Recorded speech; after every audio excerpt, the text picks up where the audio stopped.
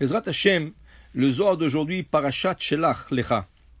Il dit ici le Zohar, Rabbi Yehuda, Ava Azil Beocha, Bade Rabbi Abba, Sha'ale, Amar Milachada, Ben Ale Sha'ala. Rabbi Yehuda était en train de marcher dans la route avec Rabbi Abba.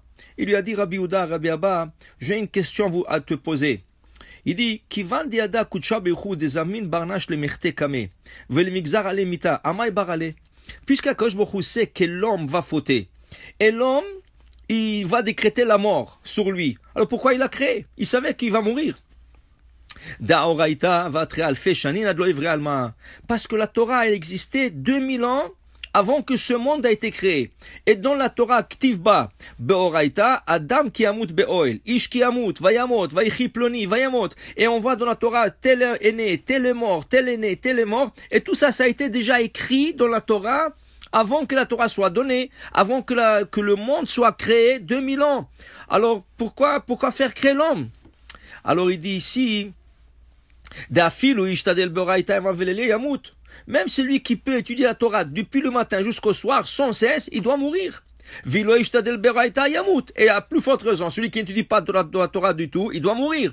Tout le monde c'est pareil. Alors il dit ici, puisque c'est comme ça, pourquoi Akadosh Baruch Hu avait besoin de créer l'homme qui va mourir? Il lui a répondu, Rabbi Abba, Amarle, Orchoy de Marach, Vegizre de Marach, Malach, le Mitrach, Be'ou. Pourquoi tu interviens et tu rentres dans des questions que appartient à Hachem? Il dit ici, Letlach Reshu Liminda. Il y a des choses que tu peux pas savoir. Il y a des choses que tu peux même pas interroger ou commencer à poser des questions. Dignizin ilahin, dousatim veganiz. C'est quelque chose que Hachem peut savoir et c'est pas à nous à poser des questions. Comme il est écrit dans la Torah, Anistarot l'Adonai Elohenu, Vaniglot lanu banenu. Il y a des choses qui sont cachées et qui sont que pour Hachem. Vaniglot, il y a des choses qui sont voilées, ken? Dévoilé, et là, on peut savoir nous et nos enfants. Tachazé, mais viens voir, dit Rabbi Abba, let les rechou, le bnei alma, le marmini sitimin, ou farachalon. On n'a pas le droit de parler de certaines choses qui sont cachées. Bar Butsina Kadisha Rabbi Shimon. Qui est exception à cette règle? Rabbi Shimon Bar Yochai. Qui pouvait demander, qui pouvait entrer dans ses secrets et comprendre ses secrets. Et Akadosh Baruch Hu est d'accord avec lui. C'est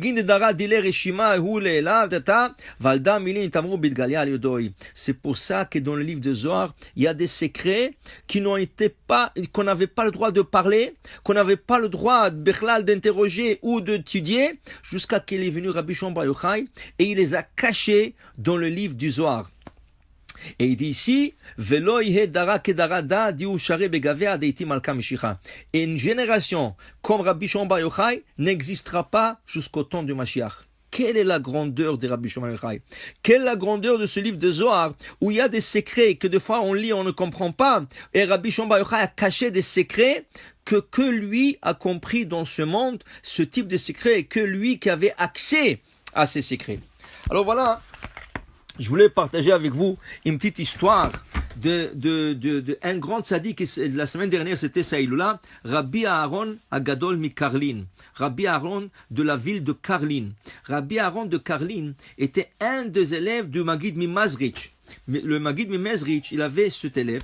Et cet élève, qui était un grand tzaddik, un grand rebbe, malheureusement, il a quitté ce monde très tôt, à l'âge de 36 ans. Et on raconte, dans l'année où ce tzaddik est niftar, il était avec le Maggid Mimezrich. Et là, c'était vers la fin c'était vers la période de Pesach. Et le rabbi Aaron de Karlin, il est venu chez son maître, le Maggid Mimezrich, et pour fêter un peu avec lui.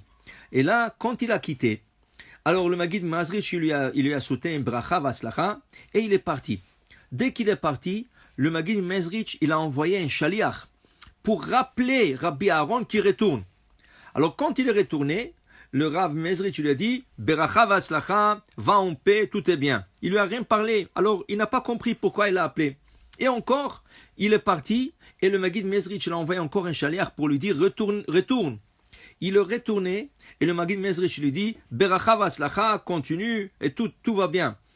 Il est parti et une troisième fois, le Maggid Mezrich envoie une troisième personne pour lui dire retourne. Il retourne et encore il lui dit Beracha v'atzlacha, tu peux partir, et il est parti. Cette année-là, quand il est arrivé chez lui, pas longtemps après, Chol HaMoed, Pesach, le Rabbi Aaron de Karlin a quitté ce monde.